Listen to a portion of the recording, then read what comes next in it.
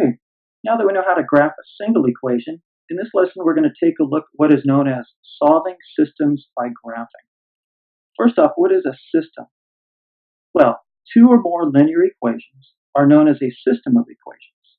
Okay, so we have some vocabulary there. When we solve a system of equations, we're finding where the graphs of those equations intersect. So now we know we're going to be talking about the graphs of these lines. The intersection of the graphs is a point whose coordinates work for both equations. So we're going to be looking at a graph. It's going to have two lines on it, and we're really interested in where those two lines intersect. So I've got an example ready to go here.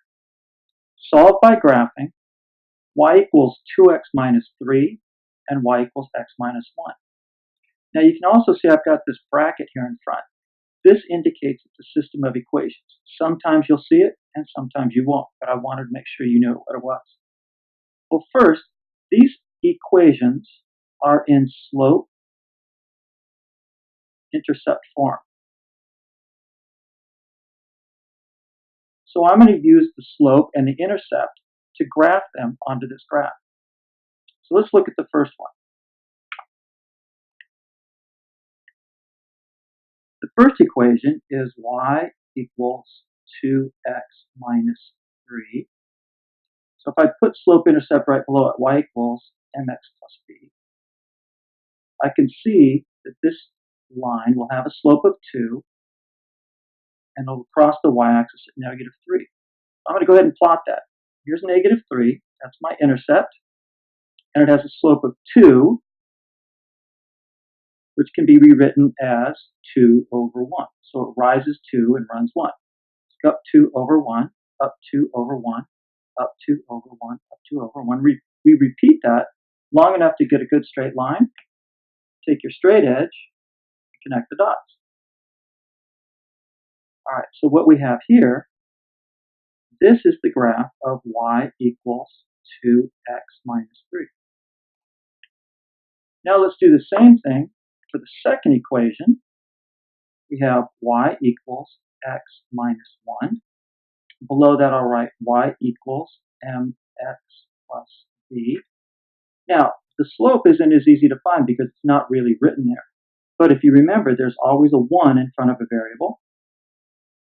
There's my slope, m equals 1, which is 1 over 1, rise and run.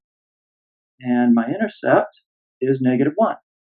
So I'll go to negative 1, put a dot, and then it is rise 1, run 1. So I'll go up 1, over 1, up 1, over 1, up. And I'll just repeat that pattern until I get enough dots in a straight line.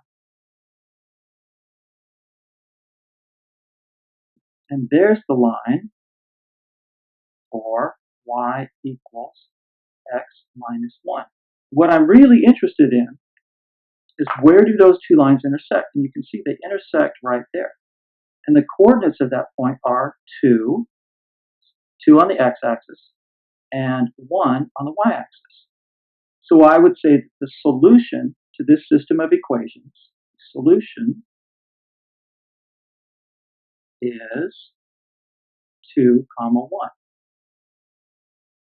So there's my answer.